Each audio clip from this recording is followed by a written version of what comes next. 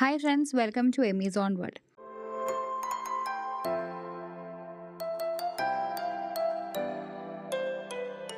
അപ്പം ഈ ഒരു സെക്ഷനിൽ നമ്മൾ നോക്കാൻ പോകുന്നത് AS10 ആണ്. So without any further ado നമുക്ക് നോക്കാം. ഓക്കെ, AS10 എന്താണെന്ന് നോക്കാം. ബിഫോർ ദാറ്റ് നിങ്ങൾക്ക് ഈ നോട്ട് ആക്സസ് ചെയ്യണമെങ്കിൽ നമ്മൾ 29 റുപ്പീസ് കൊടുത്ത് നമ്മുടെ മെമ്പർ ആവണം. ഈ ഒരു യൂട്യൂബ് ചാനലിൻ്റെ ഒരു മെമ്പർ ആവണം. അല്ല നിങ്ങൾക്ക് ഇറ്റ്സ് ഫൈൻ, ലൈക്ക് വീഡിയോയിൽ തന്നെ കണ്ടാലും മതി. അപ്പോൾ വലിയ പ്രശ്നമൊന്നുമില്ല. പിന്നെ ഒരു കാര്യം പറയാനുള്ളത്, ഈ നോട്ട് എന്ന് പറഞ്ഞു കഴിഞ്ഞാൽ നമ്മുടെ സ്റ്റഡി മാറ്റത്തെ കാര്യങ്ങൾ തന്നെയാണ്. നിങ്ങൾ ഈ നോട്ട് വാങ്ങിക്കണമെന്ന് ഒരു നിർബന്ധമില്ല. ഓക്കെ, നമ്മുടെ സ്റ്റഡി മാറ്റത്തെ കാര്യങ്ങളാണ്. പിന്നെ ഒരു സെക്ഷൻ നമുക്ക് അവൈലബിൾ ആയിട്ടുള്ളത് ഇതുപോലെ ഞാൻ ഉണ്ടാക്കുന്ന നോട്ട്സ്, കുഞ്ഞു കുഞ്ഞു നോട്ടുകളും, പിന്നെ ഇപ്പോൾ നമുക്ക് പ്രാക്ടിക്കൽ ക്വസ്റ്റ്യൻസ്, ഇപ്പോൾ ചാപ്റ്റർ 1 ഇൻ്റയർ കാര്യങ്ങൾ നമ്മൾ അതിൽ ആഡ് ചെയ്തിട്ടുണ്ട്. ഓക്കെ, നമ്മൾ പ്രീവിയസ് ഇയർ ക്വസ്റ്റ്യൻസ് ഡിസ്കസ് ചെയ്തത് അതൊക്കെ മെമ്പർഷിപ്പിൻ്റെ ഉള്ളിൽ കിടക്കുന്നുണ്ട്. അപ്പോൾ നിങ്ങൾ 29 റുപ്പീസ് കൊടുത്തു കഴിഞ്ഞാൽ നിങ്ങൾക്ക് എക്സ്ക്ലൂസീവ് വീഡിയോസ് കാണാനും പറ്റും, അതിന് നോട്ട്സ് ആക്സസ് ചെയ്യാനും പറ്റും. അപ്പോൾ അതിൽ വലിയ കാര്യമായിട്ടൊന്നുമില്ല. ഈ നോട്ടുകൾ എങ്ങനെയാണ് ക്വസ്റ്റ്യൻസ് ചെയ്യേണ്ടത്, അതിൻ്റെ ആൻസേഴ്സ്, പിന്നെ പ്രീവിയസ് ഇയർ ക്വസ്റ്റ്യൻസിൻ്റെ ഡിസ്കഷൻസ് കാര്യങ്ങൾ, പിന്നെ ഇതുപോലെ സിമ്പിൾ നോട്ട് നമുക്ക് വായിക്കുമ്പോൾ വേഗം മനസ്സിലാവുന്ന രീതിയിലുള്ള നോട്ടുകളൊക്കെയാണ് അതിനുള്ളത്. പിന്നെ നമ്മുടെ ആ ഒരു ഡ്രൈവിൻ്റെ ഉള്ളിലുള്ളതെന്ന് വെച്ച് കഴിഞ്ഞാൽ നമ്മുടെ MTPs, previous year question papers separate ആയിട്ട് ഇട്ടിട്ടുണ്ട്. അതൊക്കെയാണ് അതിലുള്ളത്. പിന്നെ നമ്മുടെ ASൻ്റെ ആ ഒരു ചാർട്ട് ഉണ്ടല്ലോ, ഈ ICAI നമ്മുടെ ചാർട്ടേഡ് അക്കൗണ്ടൻസിൻ്റെ ഒരു ചാർട്ട് ഉണ്ട്. നമുക്ക് കാണുമ്പോൾ ഭയങ്കര കളർഫുൾ ആയിട്ടുള്ള ചാർട്ട്സൊക്കെ അതൊക്കെ അതിൻ്റെ ഉള്ളിൽ ആഡ് ചെയ്തിട്ടുണ്ട്. അത് വേണമെങ്കിൽ നിങ്ങൾക്ക് എന്ത് ചെയ്താൽ മതി, നമ്മുടെ ICAയുടെ VOS സൈറ്റിൽ കയറി കഴിഞ്ഞ് കഴിഞ്ഞാൽ നമുക്ക് എല്ലാവർക്കും ഡൗൺലോഡ് ചെയ്യാവുന്നതേ ഉള്ളൂ. അപ്പം നിങ്ങൾക്ക് പെട്ടെന്ന് അത് കിട്ടാൻ വേണ്ടിയിട്ട് എല്ലാം കൂടി ഞാൻ അതൊന്ന് കമ്പയർ ചെയ്തെന്ന് മാത്രം. ഇതിലിപ്പോൾ എക്സ്ക്ലൂസീവായിട്ട് നിങ്ങൾക്ക് പുറത്തുനിന്ന് കിട്ടാത്തത് എൻ്റെ ഈ നോട്ടുകളും പ്രീവിയസ് ഇയർ ക്വസ്റ്റ്യൻസിന് ഞാൻ എങ്ങനെയാണ് ഈ സംഭവം ചെയ്യണമെന്നുള്ളത് പറയുന്ന കാര്യങ്ങളാണ് നമുക്ക് വേറെ കിട്ടാത്തുള്ളൂ. ബാക്കി അതർ ദാൻ ദാറ്റ് എല്ലാതും നമുക്ക് പുറത്ത് പോയിട്ട് നമ്മുടെ സൈറ്റിലൊക്കെ കയറി ഡൗൺലോഡ് ചെയ്തെടുക്കാവുന്നതാണ്. ഓക്കെ, അപ്പോൾ അത്രയേ ഉള്ളൂ. അപ്പോൾ നമുക്ക് നമ്മുടെ ക്ലാസ്സിലേക്ക് കടക്കാം. So yes, AS10. അപ്പോൾ നമ്മൾ ഓൾറെഡി ഒരു AS കംപ്ലീറ്റ് ആക്കിയിട്ടുണ്ട്. ഓക്കെ, അപ്പോൾ ഈ AS10 നിന്ന് ഇൻ്റർമീഡിയറ്റിൽ എനിക്ക് തോന്നുന്നു AS10 നിന്ന് calculation wise kind of questions ഒന്നും വരുന്നില്ല. തിയറി കൈൻഡ് ഓഫ് ക്വസ്റ്റ്യൻസ് ഇങ്ങനെ ചോദിക്കും. അപ്പോൾ നിങ്ങൾ അതിൻ്റെ കോൺസെപ്റ്റ് നമ്മൾ എഴുതുന്ന രീതിയിലുള്ള ചോദ്യങ്ങളാണെന്ന് തോന്നുന്നു. ഞാൻ വർക്ക് ബുക്ക് നോക്കിയപ്പോൾ ആ കൂടി 2 ചോദ്യം കണ്ടുള്ളൂ, നമ്മുടെ ലേറ്റസ്റ്റ് വർക്ക് ബുക്കേ. അപ്പോൾ ഈ ഒരു ഭാഗത്ത് നിന്ന് അങ്ങനെ വരുന്നുള്ളൂ എന്നാണ് എനിക്ക് തോന്നുന്നത്. അപ്പോൾ ഈ കോൺസെപ്റ്റ് ഇപ്പോൾ തന്നെ ക്ലിയർ ആക്കി പോയി കഴിഞ്ഞ് കഴിഞ്ഞാൽ പക്കയാണ്. കാരണം നമുക്ക് CFRൽ ഫൈനലിൽ വരുമ്പോൾ വീണ്ടും ഈ ഒരു സബ്ജക്റ്റ് വളരെ ഈ ഒരു ടോപ്പിക്ക് വളരെ ഡീപ്പായിട്ട് നമ്മൾ പഠിക്കുന്നുണ്ട്, ഇൻക്ലൂഡിങ് എൻട്രീസ്, ജേർണൽ എൻട്രീസ് കാര്യങ്ങളൊക്കെ. സോ ഇപ്പോൾ തന്നെ അതിൻ്റെ കോൺസെപ്റ്റ് മനസ്സിലാക്കി വെച്ച് കഴിഞ്ഞ് കഴിഞ്ഞാൽ ഫൈനലിൽ ഇപ്പോൾ തന്നെ നമുക്കത് വേഗം തലയിൽ കയറും. വലിയ അതിനകത്തുള്ള കാര്യമൊന്നുമില്ല, സിമ്പിളായിട്ടുള്ളൊരു ടോപ്പിക്കാണ് AS10. അപ്പോൾ ഇവിടെ നമ്മളെല്ലാം കവർ ചെയ്യും. ഓക്കെ, നമ്മൾ ആ ഒരു പ്രോപ്പർട്ടി പ്ലാന്റ് ആൻഡ് എക്യുപ്മെൻറ്റിൽ പറയുന്ന എല്ലാ കാര്യങ്ങളും, നമ്മുടെ സ്റ്റഡി മാറ്റിൽ എന്തൊക്കെ കാര്യങ്ങൾ പറയുന്നുണ്ട് അതൊക്കെ നമ്മളിവിടെ കവർ ചെയ്യുന്നതായിരിക്കും. സോ നമുക്ക് നോക്കാം. So what is AS10? AS10 എന്ന് പറയുന്നത് പ്രോപ്പർട്ടി പ്ലാന്റ് ആൻഡ് എക്യുപ്മെൻ്റ് ആണ് AS10 പറയുന്നത്.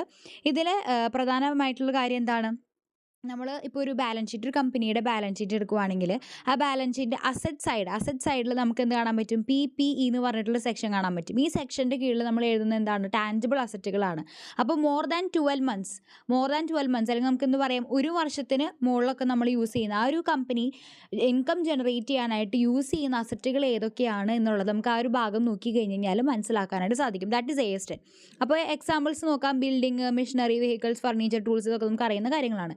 എന്തിനാണ് AS10 വായിച്ചു നോക്കിയേ. To help users of financial statements understand how much a business has invested in fixed assets and how their value changes over time. അതായത് financial statements ഉപയോഗിക്കുന്ന ആൾക്കാർ ആരാണ്? ഈ ഫിനാൻഷ്യൽ സ്റ്റേറ്റ്മെൻറ്റ്സ് ഉപയോഗിക്കുന്ന ആൾക്കാർ ഈ കമ്പനിയിലുണ്ടല്ലോ, ഈ കമ്പനിയിൽ ഇൻവെസ്റ്റ് ചെയ്യുന്ന ആൾക്കാരുണ്ട്, ക്രെഡിറ്റേഴ്സ്, എംപ്ലോയീസ്, എല്ലാവരും ഈ സ്റ്റേക്ക് ഹോൾഡേഴ്സ് എന്നാണ് നമ്മൾ ഇവരെല്ലാവരും ഒറ്റയടിക്ക് പറയാം. അപ്പോൾ ഇവർക്കൊക്കെ ഈ കമ്പനിയുടെ കാര്യങ്ങൾ അറിയാൻ വേണ്ടിയിട്ട് നമ്മൾ ഈ ഫിനാൻഷ്യൽ സ്റ്റേറ്റ്മെൻറ്റ്സ് അവർ എടുത്ത് നോക്കും. ഓക്കെ, ഇൻവെസ്റ്റ് ചെയ്യണോ വേണ്ടേ എന്നുള്ള കാര്യങ്ങളൊക്കെ തീരുമാനിക്കാൻ വേണ്ടിയിട്ട്, നല്ല കമ്പനിയാണോ അല്ലേ എന്നൊക്കെ അറിയാൻ വേണ്ടിയിട്ട് ഈ ഫിനാൻഷ്യൽ സ്റ്റേറ്റ്മെൻറ്റ്സ് അവർ എടുത്ത് നോക്കും. അപ്പോൾ അത് എടുത്ത് നോക്കുമ്പോൾ എത്രത്തോളമാണ് ഈ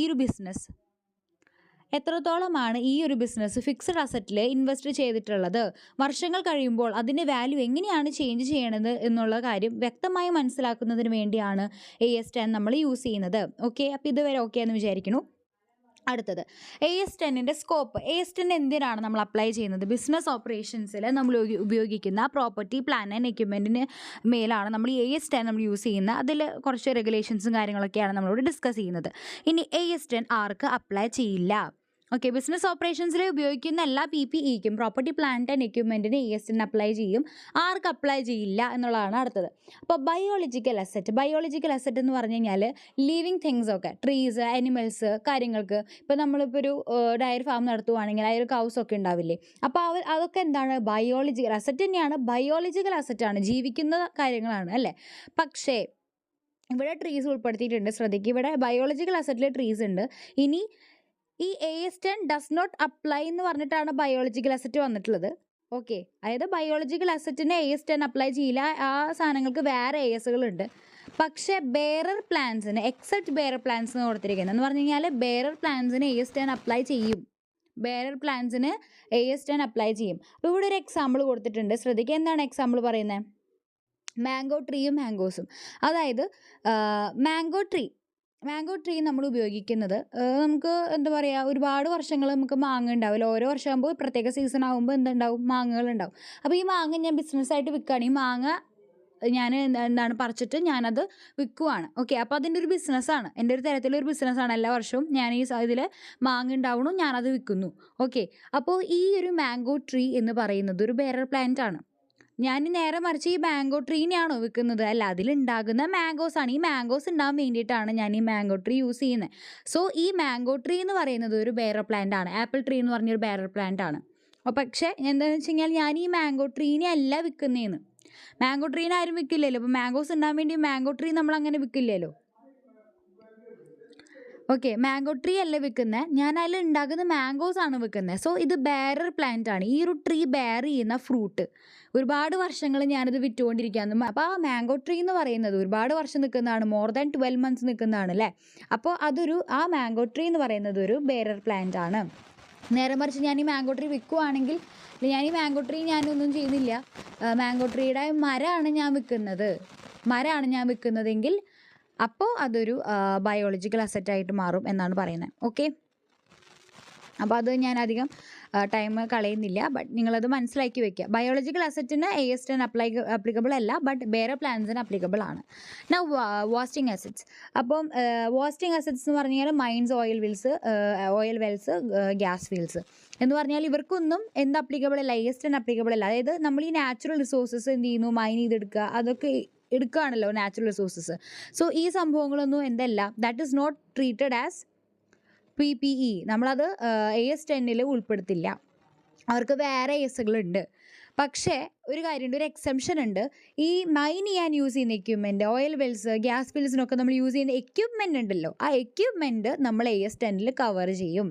ഈ സംഭവങ്ങൾ ഈ നാച്ചുറൽ റിസോഴ്സ് കവർ ചെയ്യില്ല. നേരെ മറിച്ച് അവരൊക്കെ നമ്മൾ എക്സ്ട്രാക്ട് ചെയ്യാൻ യൂസ് ചെയ്യുന്ന എക്യുപ്മെൻറ്റ് നമ്മൾ AS10 ഉൾപ്പെടുത്തും എന്നാണ് പറയുന്നത്. അപ്പോൾ ഇതുവരെയുള്ള കാര്യങ്ങൾ ഓക്കെ ആണെന്ന് വിചാരിക്കുന്നു. Next, important definitions. ഈ AS10 നമുക്ക് മുന്നോട്ട് പോകണമെങ്കിൽ നമുക്ക് കുറച്ച് ഇമ്പോർട്ടൻ്റ് ആയിട്ടുള്ള ഡെഫിനിഷൻസ് അറിഞ്ഞിരിക്കണം. എന്താണ് important definitions? First one, property plant and equipment എന്ന് പറഞ്ഞാൽ എന്താണ്? ഒരു ഒന്നിലധികം വർഷം നമ്മുടെ ഒരു ബിസിനസ് ഉപയോഗിക്കുന്ന ഫിസിക്കൽ അസറ്റിനെയാണ് നമ്മളെന്ന് പറയുന്നത് പ്രോപ്പർട്ടി പ്ലാന്റ് ആൻഡ് എക്യുപ്മെൻറ്റ് എന്ന് പറയുന്നത്. അത്രയേ ഉള്ളൂ. പിന്നെ എക്സാമ്പിളായിട്ട് നമ്മൾ ബിസിനസ് പർപ്പസിന് വേണ്ടി ഒരു ഡെലിവറി വാൻ യൂസ് ചെയ്യുകയാണെങ്കിൽ ഈ ഡെലിവറി വാൻ എന്താണ്? നമ്മുടെ അസറ്റാണ്.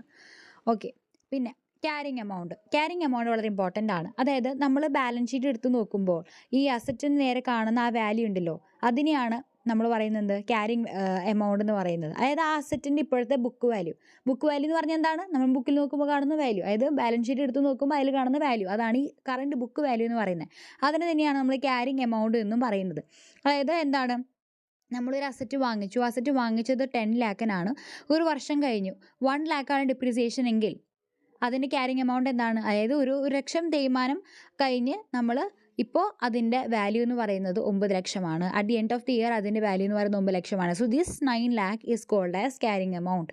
മനസ്സിലായെന്ന് വിചാരിക്കണം. ഓക്കെ, അപ്പോൾ ദേ കോസ്റ്റ് മൈനസ് ഡിപ്രിസിയേഷനെയാണ് നമ്മുടെ ഈ ഒരു സെക്ഷനിൽ ഇമ്പയർമെൻറ്റ് എന്താണെന്നും കൂടി പഠിക്കും. ഈ ഡിപ്രിസിയേഷൻ പോലത്തുള്ളൊരു സാധനം തന്നെയാണ് ഇമ്പയർമെൻറ്റും. അതായത് ഈ പറയുന്ന അസറ്റിൻ്റെ വാല്യൂവിനെ ഇത് കുറയ്ക്കും. ഓക്കെ, മൈനസ് ചെയ്യും. അപ്പോൾ കോസ്റ്റിൽ നിന്ന് ഡിപ്രീസിയേഷനും ഇമ്പയർമെൻറ്റും ഒക്കെ കുറച്ച് കഴിഞ്ഞിട്ട് ആ കിട്ടുന്ന വാല്യൂ ആണ്. ഈ ഇമ്പയർമെൻറ്റും കൂടി കുറച്ച് കഴിഞ്ഞിട്ടുള്ള വാല്യൂ ആണ് ശരിക്കും നമ്മൾ ക്യാരിങ് എമൗണ്ട് ആയിട്ട് കാണുന്നത്. പക്ഷേ ഇത്രയും നാൾ നമ്മൾ കണ്ടുണ്ടാവുക ഡിപ്രീസിയേഷൻ മാത്രം കുറയ്ക്കുന്നതായിരിക്കും. ഇനി നമ്മൾ മുന്നോട്ട് പോകുമ്പോൾ ഇമ്പയർമെൻറ്റ് എന്തൊക്കെയാണെന്ന് നമുക്ക് മനസ്സിലാക്കാൻ പറ്റും. ഓക്കെ, അവിടെ ഒരു എക്സാമ്പിൾ പറയുന്നുണ്ട്. ഒരു മെഷീൻ 1 ലാഖിനാണ് വാങ്ങിച്ചത്. അതിന് ഡിപ്രീസിയേഷൻ എന്ന് പറയുന്നത് 20,000 ആണ്. ഓക്കെ, ഡിപ്രീസിയേഷൻ 20,000 ആണെങ്കിൽ അതിൻ്റെ ഇപ്പോഴത്തെ ക്യാരിങ് എമൗണ്ട് എന്താ? 1 lakh - 20,000 ഇറ്റ് ഈസ് 80,000. ക്ലിയർ ആണെന്ന് വിചാരിക്കും. നമ്മളത് ആദ്യമേ തുടങ്ങി പഠിച്ച് വരുന്ന ഒരു കോൺസെപ്റ്റാണ്.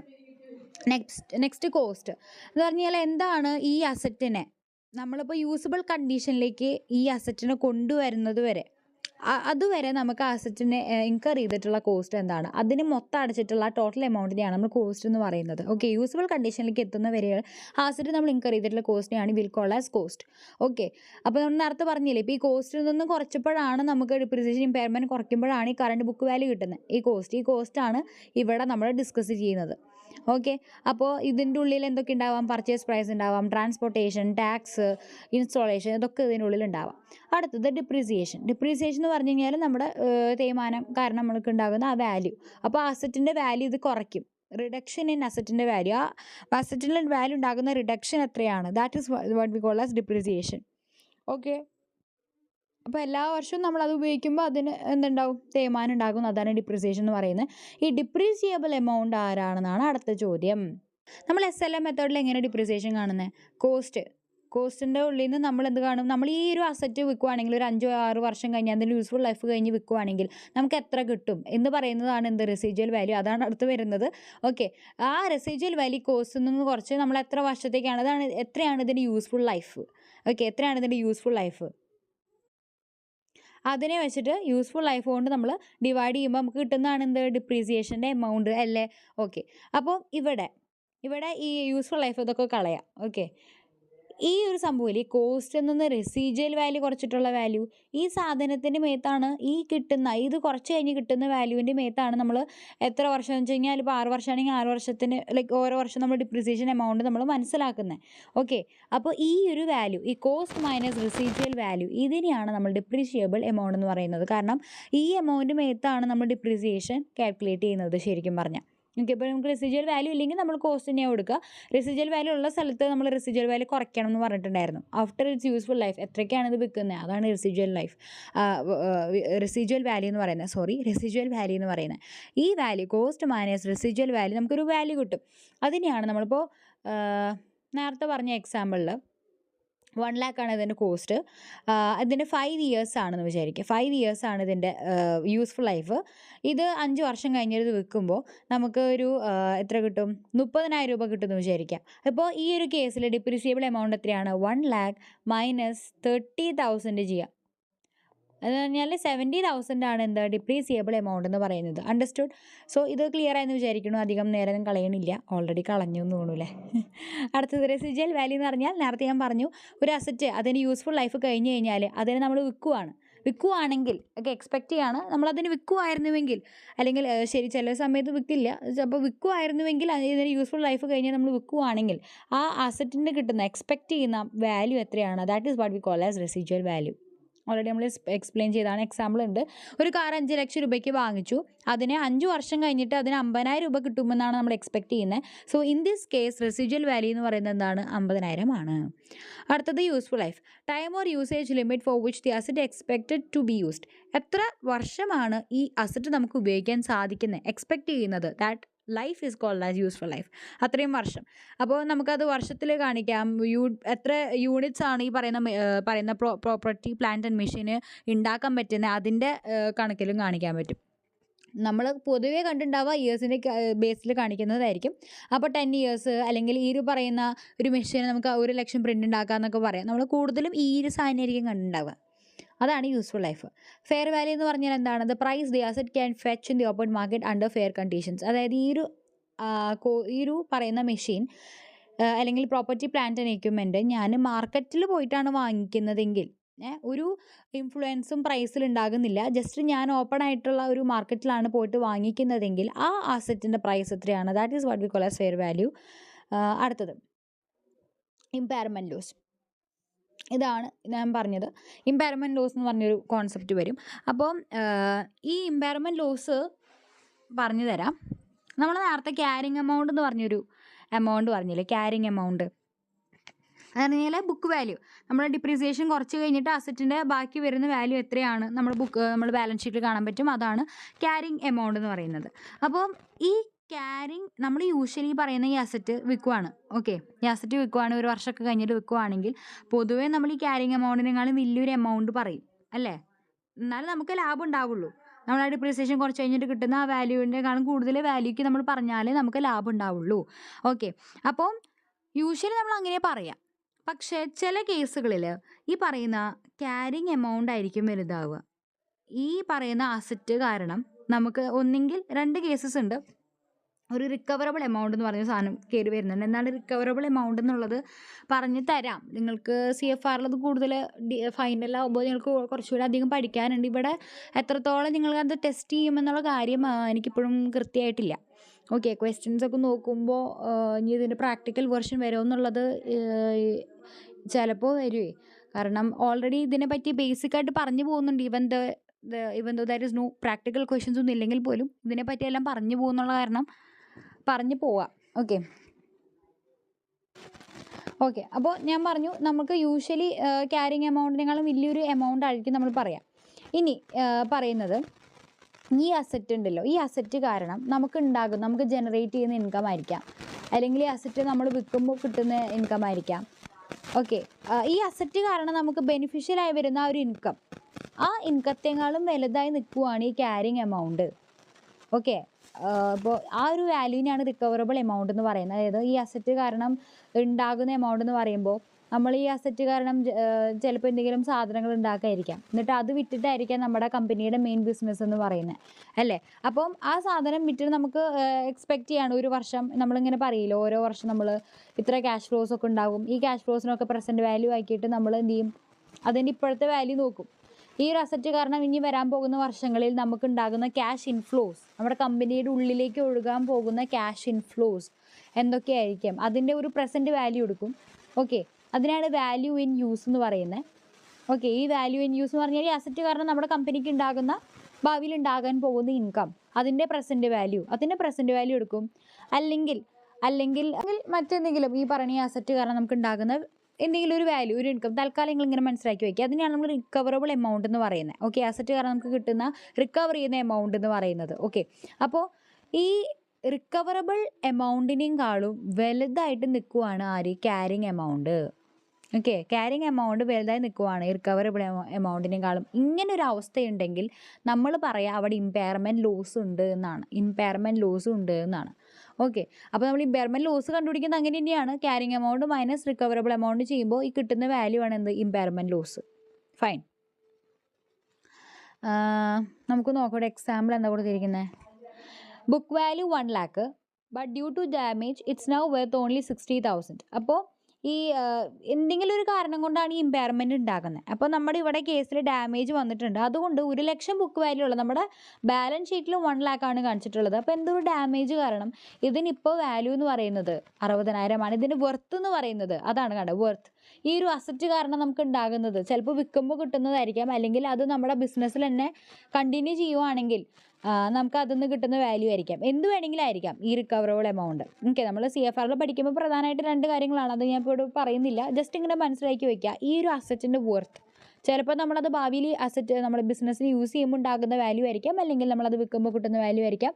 ആ സാധനം നമ്മൾ ഈ പറയുന്ന ക്യാരിങ് എമൗണ്ടിനേക്കാളും കുറവാണെങ്കിൽ, ദാറ്റ് മീൻസ് ക്യാരിങ് എമൗണ്ടാണ് വലുതായി നിൽക്കുന്നതെങ്കിൽ, ഇൻ ദിസ് കേസ് ഈ റിക്കവറബിൾ എമൗണ്ട് എന്ന് പറഞ്ഞാൽ 60,000, ക്യാരിങ് എമൗണ്ട് എന്ന് പറയുന്നത് 1 lakh. 1 lakh ആണ് വലുത്. അപ്പോൾ ഈ ഒരു കേസിൽ എന്തുണ്ടെന്ന് നമുക്ക് പറയാം, there is a impairment loss. Impairment loss എത്രയാണ്, 40,000. അണ്ടർസ്റ്റുഡ്? എങ്ങനെയാണ് carrying amount minus recoverable amount ചെയ്താൽ നമുക്ക് കിട്ടുന്നതാണ് എന്ത്, ഇമ്പയർമെൻറ്റ് ലോസ്. ഓക്കെ, ഇതിനെപ്പറ്റി നമ്മൾ ഡീറ്റെയിൽ ആയിട്ട് പിന്നീട് പഠിക്കും. So that is nothing to worry. ഇപ്പോൾ ഇത്രത്തോളം മനസ്സിലാക്കി വയ്ക്കാം. അടുത്തത് gross carrying amount. Original purchase cost of the asset before subtracting depreciation or any loss. ഡിപ്രീസിയേഷനോ ഇമ്പയർമെൻറ്റ് ലോസോ ഒക്കെ നമ്മൾ സബ്ട്രാക്ട് ചെയ്യുന്നതിന് മുൻപ് ഈ പറയുന്ന അസറ്റിൻ്റെ ഒറിജിനൽ പർച്ചേസ് കോസ്റ്റ് നമ്മൾ നേരത്തെ പറഞ്ഞ കേസ് തന്നെയാണ് എന്ന് തോന്നുന്നു. ഇനി എക്സാമ്പിൾ, ഇപ്പോൾ എല്ലാം പറഞ്ഞ കാര്യങ്ങൾ നിങ്ങൾക്ക് മനസ്സിലായെന്ന് വിചാരിക്കാൻ വേണ്ടിയിട്ട് ഒരു ഒരു കുഞ്ഞൊരു എക്സാമ്പിൾ, ഇമ്പയർമെൻറ്റ് ലോസിന് എക്സാമ്പിൾ ഇതിൽ പറയുന്നില്ല. Okay fine, that's okay. നോക്കിക്കോ, അസറ്റിൻ്റെ കോസ്റ്റ് 10 ലക്ഷമാണ്, ഇതിൻ്റെ യൂസ്ഫുൾ ലൈഫ് 10 വർഷമാണ്, ഇതിൻ്റെ റെസിജ്വൽ വാല്യൂ 1 ലക്ഷമാണ്. അപ്പോൾ ഞാൻ ഡിപ്രിസിയേഷൻ കാൽക്കുലേറ്റ് ചെയ്യാൻ പറഞ്ഞാൽ നിങ്ങൾ എന്ത് ചെയ്യും? 10 lakh മൈനസ് 1 lakh ഉണ്ട്, ദാറ്റ് ഈസ് റെസിജ്വൽ വാല്യൂ. ഈ റെസിജ്വൽ വാല്യൂവിന് വേറെ പേര് പറയും, സാൽവേജ് വാല്യൂ എന്ന് കൂടിയും പറയും. സാൽവേജ് വാല്യൂ അല്ലെങ്കിൽ റെസിജ്വൽ വാല്യൂ, പിന്നെ സ്ക്രാപ്പ് വാല്യൂ, ഇതൊക്കെ പറയൂ കേട്ടോ. എന്ന് വെച്ച് കഴിഞ്ഞാൽ ആ ഒരു യൂസ്ഫുൾ ലൈഫ് കഴിഞ്ഞ് കഴിഞ്ഞാൽ പിന്നെ ഈ സാധനം എത്ര വെർത്താണെന്ന് പറയുന്നതാണ് ഈ റെസിജ്വൽ വാല്യൂ. ഞാൻ ഓൾറെഡി പറഞ്ഞു കഴിഞ്ഞു. ഓക്കെ, അപ്പോൾ 10 ലക്ഷത്തിൽ നിന്ന് നമ്മൾ റെസിജ്വൽ വാല്യൂ അല്ലെങ്കിൽ സാൽവേജ് വാല്യൂ അല്ലെങ്കിൽ സ്ക്രാപ്പ് വാല്യൂ കുറച്ച് കഴിഞ്ഞിട്ട് നമുക്ക് എത്ര വർഷം ഉണ്ട് ഇത്? ഓരോ വർഷത്തിൻ്റെ ഡിപ്രിസിയേഷൻ വാല്യൂ കിട്ടുന്നത്. അപ്പോൾ ബൈ 10 ചെയ്യുന്നു. അപ്പോൾ നമുക്ക് എത്രയാണ് ഡിപ്രിസിയേഷൻ കിട്ടുന്നത്? 90,000. അപ്പോൾ ഈ വാല്യൂ എത്രയാണ്? 9 lakh. ആ വാല്യൂവിന് പറയുന്ന പേരാണ് ഡിപ്രീസിയബിൾ എമൗണ്ട്. അതിന് 9 lakh. എന്നിട്ട് 9 lakh ഡിവൈഡ് ബൈ 10 ചെയ്യുമ്പോൾ നമുക്ക് എന്ത് കിട്ടും? ഡിപ്രീസിയേഷൻ കിട്ടും 90,000. ഓക്കെ, ഈ ഒരു എക്സാമ്പിൾ വഴി നമ്മൾ എല്ലാ കാര്യങ്ങളും ഡിസ്കസ് ചെയ്തിട്ടുണ്ട് except for impairment loss. Impairment ലോസിൻ്റെ എക്സാമ്പിൾ ഓൾറെഡി നമ്മൾ ഡിസ്കസ് ചെയ്തതാണല്ലോ, അപ്പോൾ പിന്നെ ഞാൻ നമ്മൾ പറയുന്നില്ല. ഇനി ഈ ഒരു ചോദ്യം വെച്ച് നമ്മളിപ്പോൾ ഇങ്ങനെ ഡിപ്രീസിയേഷൻ കാൽക്കുലേറ്റ് ചെയ്തില്ലേ, ഇനി നമ്മളോട് ചോദിക്കുകയാണ് ഒരു വർഷത്തിൻ്റെ ഡിപ്രീസിയേഷൻ 90,000 ആണെന്ന് മനസ്സിലാക്കി. ഞാൻ നിങ്ങളോട് ചോദിക്കുകയാണ് ആഫ്റ്റർ 4 years എന്തായിരിക്കും ഈ പറയുന്ന അസറ്റിൻ്റെ ക്യാരിങ് എമൗണ്ട്? ആഫ്റ്റർ 4 years ഓരോ വർഷം നമ്മൾ എടുക്കുന്ന വാല്യൂ ആണ് 90,000. ആഫ്റ്റർ 4 years ഈ പറയുന്ന അസറ്റിൻ്റെ ക്യാരിങ് എമൗണ്ട് ഞാൻ ചോദിച്ചു കഴിഞ്ഞ് കഴിഞ്ഞാൽ നിങ്ങൾ പറയണത് 90,000 എന്താണ്? ഒരു വർഷത്തിൻ്റെയാണ് ഡിപ്രീസിയേഷൻ. അത് 4 വർഷത്തിന് നമ്മൾ കാൽക്കുലേറ്റ് ചെയ്യുന്നു. സോ എത്രയാണ് ഡിപ്രീസിയേഷൻ എന്ന് പറയുന്നത്? 4 വർഷത്തിന് ഡിപ്രീസിയേഷൻ എന്ന് പറയുന്നത് 3,60,000 ആയിരിക്കും. അപ്പോൾ 4 വർഷത്തിൻ്റെ ഡിപ്രീസിയേഷനാണ് ഈ 3,60,000. 4 വർഷത്തെ, അതായത് 90,000 നമ്മൾ ആഡ് ചെയ്യുമ്പോൾ 4 വർഷം നമ്മൾ ഈ ഡിപ്രീസിയേഷൻ ആഡ് ചെയ്യുമ്പോൾ കിട്ടുന്ന ഡിപ്രീസിയേഷൻ എമൗണ്ട് മാത്രമാണ് 3,60,000. ഇനി കോസ്റ്റ് ഓഫ് ദി മെഷീൻ എത്രയാണ്? 10 ലക്ഷം. അപ്പോൾ ക്യാരിങ് എമൗണ്ട് എത്രയാണെന്ന് ചോദിച്ചു കഴിഞ്ഞാൽ 10 ലക്ഷത്തിൽ നിന്ന് നിങ്ങൾ എന്ത് ചെയ്യണം? ഈ 3.6 lakh കുറയ്ക്കാം. ഓക്കെ, അപ്പോൾ എത്ര കിട്ടും? അതാണ് എന്ത്? ഈ carrying amount. After 4 years carrying amount എന്ന് പറയുന്നപ്പോൾ എത്രയായിരിക്കും? 6,40,000 ആയിരിക്കും. 4 വർഷം കഴിഞ്ഞ് കഴിഞ്ഞാൽ ഈ അസറ്റിൻ്റെ ക്യാരിങ് വാല്യൂ. അപ്പോൾ ഇതിങ്ങനെ നിങ്ങൾക്ക് കാൽക്കുലേറ്റ് ചെയ്യാൻ അറിയണം കേട്ടോ. ഓക്കെ, സിമ്പിളായിട്ടുള്ളൊരു കാര്യമാണ്. അപ്പോൾ ഡിപ്രീസിയേഷൻ നമ്മൾ എന്ത് ചെയ്തു? ജസ്റ്റ് നമ്മൾ ആ ഒരു വർഷമായിട്ട് മൾട്ടിപ്ലൈ ചെയ്തു. ഇപ്പോൾ ഇവിടെ ക്വസ്റ്റ്യൻ കൊടുത്തിട്ടുള്ളത് ആഫ്റ്റർ 3 years ക്യാരിങ് എമൗണ്ട് എത്രയായിരിക്കും എന്ന് ചോദിച്ചു കഴിഞ്ഞാൽ 90,000 ഇൻറ്റു 3 ചെയ്യുക, വിച്ച് ഇസ് 2,70,000. ഈ 2,70,000 10 lakh എന്ന് കുറയ്ക്കുക, you will get 7,30,000 as A carrying value after 3 years. Okay, അപ്പോൾ അത് കഴിഞ്ഞു. അപ്പോൾ ഇതുവരെയുള്ള കാര്യങ്ങൾ പറഞ്ഞു.